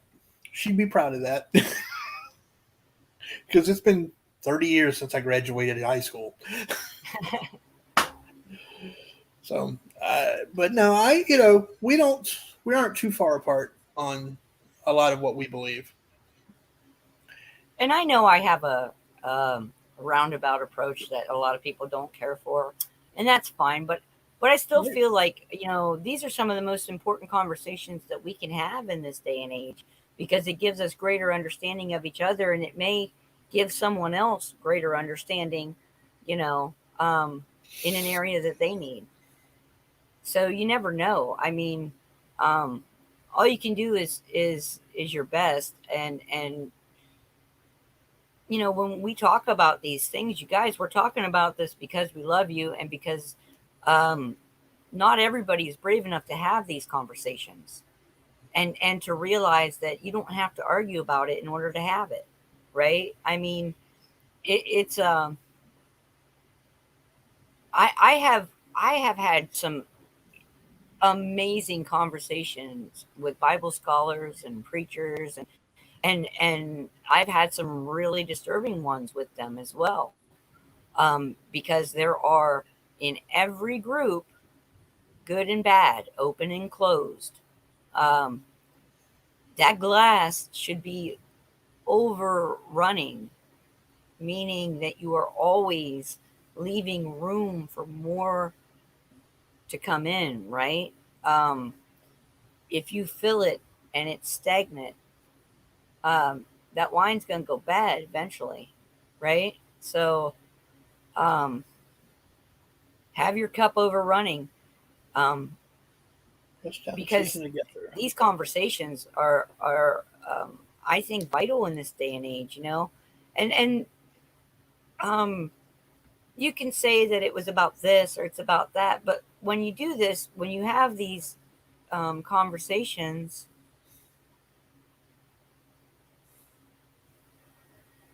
you have to be able to do it from a place of love, not from a place of I'm right. You got to be able to say, what else don't I know, right? What else? What new needs to run into my cup? Um, Dawn, I understand what you're saying. The reason I say I feel and my feelings is because I want you to understand that I am explaining things from my personal point of view, right? I'm explaining something that I don't think a lot of people look at the same way as I do. And so I use that terminology so that other people do not easily get offended, because when people get offended, they shut their ears and they shut their eyes. They refuse to hear and they refuse to see, because of what they feel is a personal infringement into their thoughts. And nobody's trying to do that. So I use I feel a lot, or my feeling is, or my opinion is, because it is my opinion and it's developed from my personal perspective, my personal research, and I may not see it the same way you do, but you may be able to tell me how you see it, and I may be able to change my perspective. So that is why I use that terminology. Go and take our conversation, or take Heather and I's conversation at the beginning of this. There was something that she had said that I, quote unquote, and I used air quotes just now, took offense at, but it turned out that it was my misinterpretation. So, and I was the one that was feeling some kind of way about it, but I never said anything until just now. But I didn't hurt her feelings. She didn't hurt mine. And we were able to get past it. And we were able to and now we have a better understanding of each other. So it's, put the feelings thing in a box. Because exactly. It's, because we're coming from our own place of perception. Right. We're going to see the world through our own lens, each one of us. And that's We're a beautiful thing. Completely different. But I see something one way, she sees it another. We compare. you know, But if you don't compare and talk about it and move forward, Yeah. if you're taking offense you're not getting anywhere. because you don't know my perspective, all you need to do is ask my perspective, right? And same vice versa. So that's why Yeah. these Good conversations to are have so important. conversations. Good See, to this talk is it how through. we can love each other without the bullshit of labels. This is how we do it. We talk about it, we get it out there, and we open each other's eyes to different perspectives, right? That doesn't mean you have to believe it the way that someone else believes. I disagree with that completely. Um, yeah, there people are too easily offended these days, and I'm going to quote our friend Zach. Fuck your feelings. yeah, right. He is something else. He's funny. We try not to drop the F-bomb here, but I understand, But that one- and he does I say that. apologize. You're right. I apologize. I didn't even think No, about it. you're good. I- You're I'm all used to- good. It was a He quote. lets it out there though, doesn't he? He is Yeah, he not does. afraid. He is not I love afraid. Zach is a bright Kudos light. to that man. Zach is a bright light. Anyone that I Uh, offended with the word that I just used, my sincere apologies. I was not trying to offend anyone in the chat. I was genuinely quoting another person. Zach's, yes, that is Yeah. Zach. He doesn't. Yep, he holds. He no doesn't bar. have a filter. Nope. Yeah, I'll tell you what. I got No, a lot he of doesn't respect have for a- that yeah. man. we do. He made an app for a company. Yeah, I have You it. heard about? Yeah. No, I that heard about cool? it. I have the app. Oh Well- well, yeah. Yeah, Well, you no, get like actually, I like don't have his app. I have the. He's working for Brandon, who owns Your Spot and Your Tube, which is much like YouTube. It's smaller. yeah. Oh, okay. And that's what Zach. Zach is actually working on the app for both of those. Wow. But the Cool. websites, those platforms are both already up. He's just You said working that's on the Your front apps Tube? for Can you put that in the private chat? I've been trying to look it up, and I haven't been able to find it. Can you type the address in the chat Sure. or I'll put private it in the chat? private chat. Whichever. Yep, I can. Hold on, I'll send you We my always link. we like to see other platforms because Yeah. Oh, yeah. Hold on, I'll send you my. Give me just a second. I got to pull it up from over here. But yeah, does it run pretty? it's, Does it run pretty good like YouTube, or is it still kind of? Yeah, I mean, yeah. development. There aren't nearly as many people on it, so you're not going to have the same crowd. But he's really right now. He's more focusing on, and by he I mean Brandon, is more focusing on the Your Spot, which is the equivalent to Facebook. Yeah, that's cool. So yeah, Which I haven't had Facebook for years, and you haven't had it Yeah. at all. Well, this is a not. I had it for about These 6 are months. these are both conservative, 12 years. non-censored, and I absolutely love Your Spot and Your Tube. Okay. So Yeah, we'll have to I'm check it I actually have my channel over there. This is not my channel. This is the main link for. There you go. That's the Your Tube.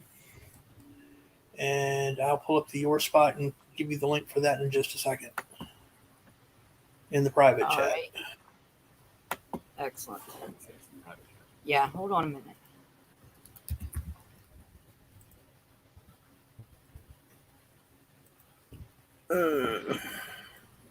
What happened? You said the one you sent. What's Send this? them- What's this first one? Wait, Is this just the first channel? one? Yeah. That may be. It may actually be my channel. Hold on. But yeah, it should be the main page for Oh no, I think you clicked. Yeah, you did. And the other one is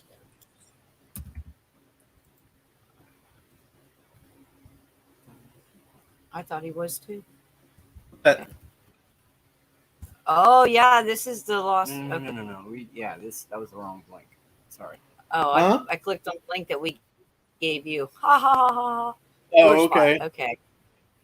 Yep, there's your spot, and then I just sent you the one above that is the www. That's YouTube. Why did that come up? You know what? I see. I know what I did. I know what I did. No, I had copied and pasted. I had copied the link you sent me for the video. Okay. And when I went to do the one for yours your tube, I accidentally copied it over into the private chat. So that was my mistake. Here, let me. Okay. That was completely my fault. It's all right. Thank you. We do appreciate it. Here, I'm going to. Oops, not good. Oh, what is this? Hold on one second. I'm sorry. I'm having an issue because I'm running.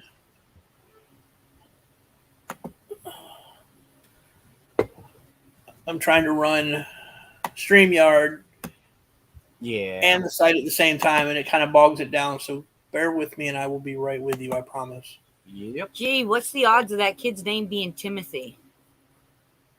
100 to 1. Oh, I think the odds might even be like 50 to 1. Because how many high school shooters have we had named Timothy now? Or bombers named Timothy? Is there something about the name Timothy they're trying to do to us? Is there a subliminal message there? Maybe. You may have a point. They gave him a bond? Oh, you gotta be kidding me. I think we're going to see a whole bunch more of that crap. They gave him a bond of $75,000. Oh my gosh. First off, I've never heard of anybody with a waiting attempted murder or anything of that nature having a bond under like $250,000, like ever. I've never heard of that unless they're connected. Maybe he was an MK Ultra.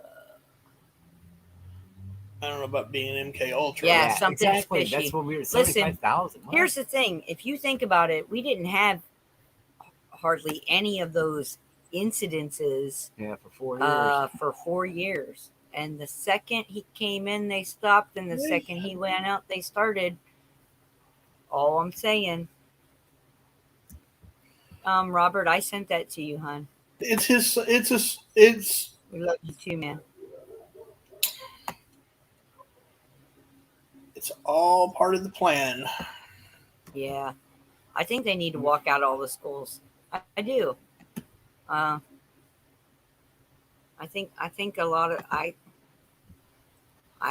think that those institutions should be shut down. That was another YouTube. This is the. I don't know why it keeps doing this. Hold on, let me see if this is. It does not. It just wants to send YouTube for some unforeseen reason. Well, I mean, that is a really good. Here, let me do this. Really good documentary. Let me do this. Hey, Brother Bear. It's good to see you, my friend. I hope you're feeling better. Hello there, remote. It's YouTube, like the days of yore, .net. .net. Oh, I got it. Okay. There we go. He's like, I'll just type it in. I'll just type. Yeah, I was trying to copy and paste to get. For some reason, my page won't. It wasn't. I was trying to send you that and my page at the same time, and it wasn't letting me do it. So, my It'll be apologies. okay. Nah, you're good. You're good. That's what I get for trying to multitask. Scott, you've only got half a brain. You cannot do that. Stop it. You're laughing, but I really do only have about half a brain left. I've had 20 brain operations, so. Oh well. Wow. So wait a minute. You gotta tell them to quit scraping that stuff out. Yes, Mud, ma'am. guess what? You know what that means, right? What's that? You, sir, probably use a higher percentage of your brain than we do now. I do. I meant, less matter equals a higher percentage, right? Right, because I haven't lost any of my functions. So with having less brain, what I have left has to take over all those functions. So I'm using more of the brain that I actually have left. Yeah, right. There you go.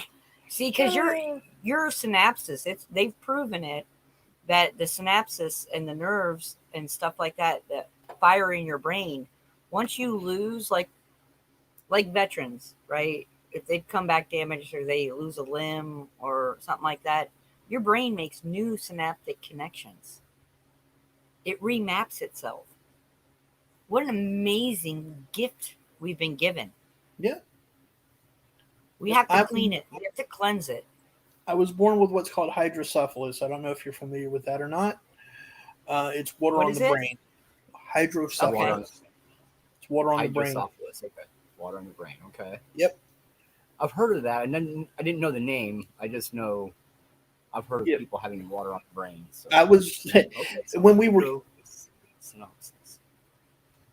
Wait a minute. What is deplorable saying? What we got? Deplorable saying. Okay, look. You think I'm She's worried so about funny. That lady's got a great sense of humor. Deplorable. Well, all right, we'll see you later. She's been on other streams where I've kind of lost my cool, so she's kind of half joking, but I'm not worried about the cops. Did you forget what I used to do for a living, Deplorable? I can bond myself out. She said her neighbors will call the cops. That's okay. They can call the cops. We're not sending any cops to Deplorable's house today. No. I can still bond myself out. Remote was asking, do you have a shunt? Yes. Yeah. Yeah. Yep, I do. Hold on. I'm gonna actually do something I very rarely do anymore. Okay. This is my ugly mug. This knot right here, I don't know if you can see that or not, but there's a knot there. That's actually the shunt. That's the shunt. Yep. And it drains. Well, don't go getting a Neuralink. Yeah. Oh, God, no. That's Good not Lord, the way to go. No, thank you. I'm going to pass. Oh, here, I'm gonna pop this across the bottom of the screen for you, Mutt. What did it say? Yeah, I see it. I see it. Oh, I love it. All right. Yeah. Deplorable. You know you love me. You know you do. She does. She's awesome. She's got a great sense of humor. How many times have I made you laugh? How many times have I made you laugh, Deplorable, over there at Dangerous Freedom After Dark? Okay, yeah, y'all have looked at my ugly mug enough. I don't like being on camera. I got to do that. Okay. Got to get you a picture up on there then. Oh, for some reason my picture isn't. I have pictures. They just don't want to stay. I've got pictures upon pictures. I'm actually working on reopening a photo studio, so I've got tons of pictures. I don't know why wonderful. I would love to see some of your work. I dabble in photography, but I think I have a good eye. You heard how I said that, right? I see that, and you probably do. If you think you do, you probably do.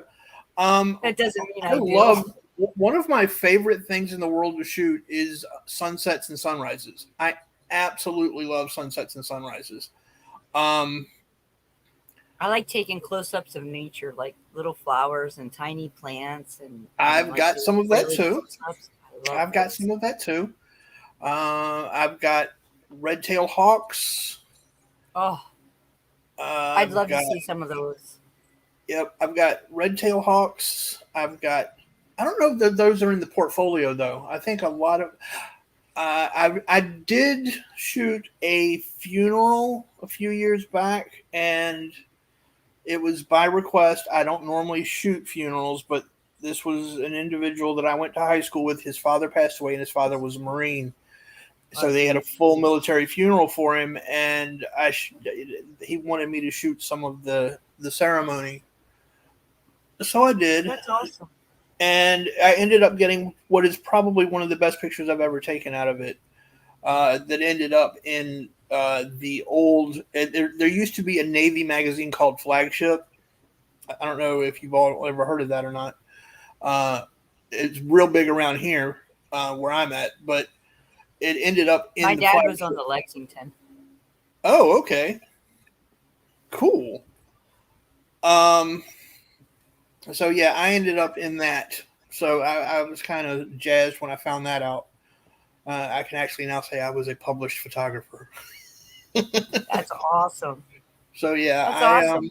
But my dad shot for like, that's what my dad started to do in the Army, and then decided that when he found out that he could only use his camera to shoot at the enemy, he said, "Oh no, hell no, I'm not doing that," and ended up becoming an artilleryman. But he held on to his photo school stuff and actually opened a studio after he got home from Vietnam, briefly. So, yep. And my I think daughter, I'd like to go see the USS Lexington at some point in my life. Where is the Lexington now?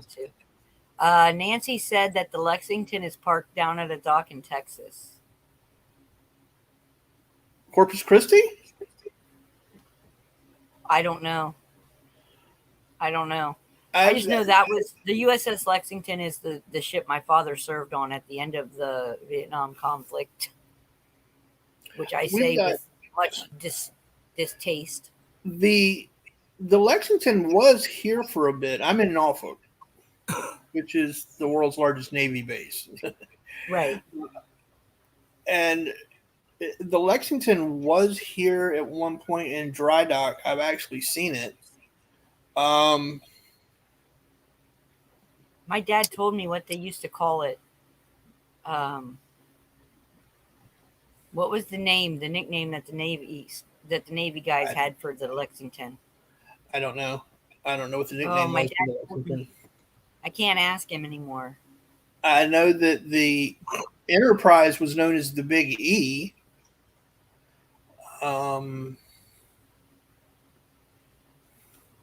But I don't know about the Lexington. That was just Nancy. That was just the first port that popped into my head. Was there at Corpus Christi? I don't know if that's where it was or not. I'm an Army brat, so I know about Fort Sam Houston. I know about Fort Hood.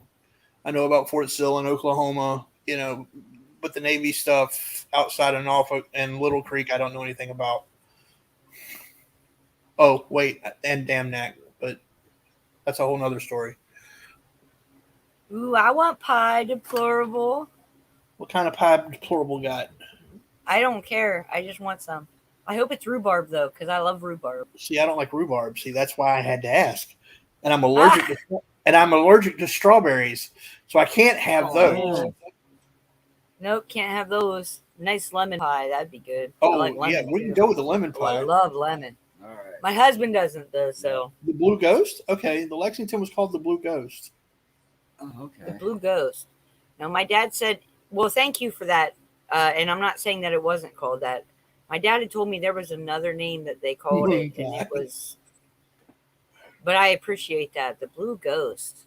Hey, deplorable. I know it was I don't know much about the history of the Lexington, but I do know that it was a vital ship. Like, it was vital for lots of things with our Navy for the Blue Ghost. Deplorable. If you're going to give me a moon pie, you got to give me an RC Cola to go with it. I mean, it's just that's the way it works. No, she's not giving you an RC Cola to go with it. She's just going to give you both cheeks. Guaranteed that's what that moon pie was. Probably, but hey.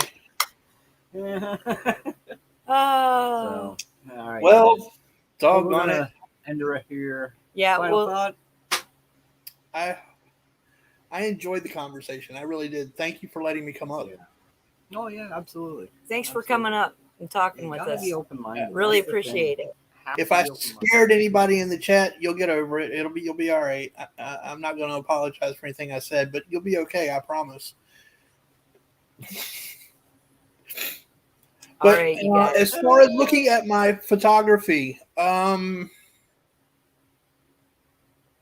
have to work that out because I don't have a website for it. I'm actually selling a lot of it printed onto T-shirts and stuff. So I'm on like Redbubble and Threadless, and I'm on a number of those. You know how to transfer those images to Canvas, don't you? Mm-hmm. Okay. Yep, I do. Okay. I do. I've also that's actually I know how to physically do it because I've done it, but that's also one of the things that they do for me with Redbubble and Threadless and oh, right on. Yeah, they do. Well, I'll have to pick your brain off screen sometime about some of that because I would be interested in getting some of my stuff done up, but I'm not really sure how to go about that, and I'd love to get your input on that if you wouldn't mind. Absolutely. Hit me up. You've got my email. Hit me up, and I can. I've got a friend who she uses another program that that's actually they do the print for. They will do it for you, and it's like much cheaper. It's like I think like an 8x10 is like $20 or something, which is cheap. All right, I gotta say this. I love y'all. Y'all bring so much joy into my world. You really do. Man, I love you guys. I'm going to give my final thoughts here. So we started this out with, is your future the question? And I hypothesized there in the beginning that we needed to have a bigger inclusion. So here's my final thoughts. I don't know if any of you have seen the movie 10,000 BC. If not, it is a really good movie. I suggest you go watch it. But in that movie, a man in a fatherly position to a young man in a chieftain type position, protector of his tribe, tells the man that good men have a circle around them that includes their husband or wife or their children, their brothers, their sisters. And great men have a larger circle around them to include many more people. And so my thinking on this is that, we can talk all day about ourselves, and we do, but we also have to be concerned with the whole of humanity. We need to be seeing this not just from a national perspective, but as a planetary perspective. We need to be lifting up the world, not only our nation, not only our communities, and not only our neighborhoods. Right? So that's where I want to leave it. You got any final thoughts? All right. Well, on that note, we'll let you all go. So most people are heading to Jeff Riddle's, which deplorable. He's funny too. Yeah. So we love you all. Love and light. Thank you, Mutt, for coming up here. Thank you for having me again. Y'all take care. Everybody in the chat, y'all be good. Have a good day. All right. Thanks, everybody. Sickle.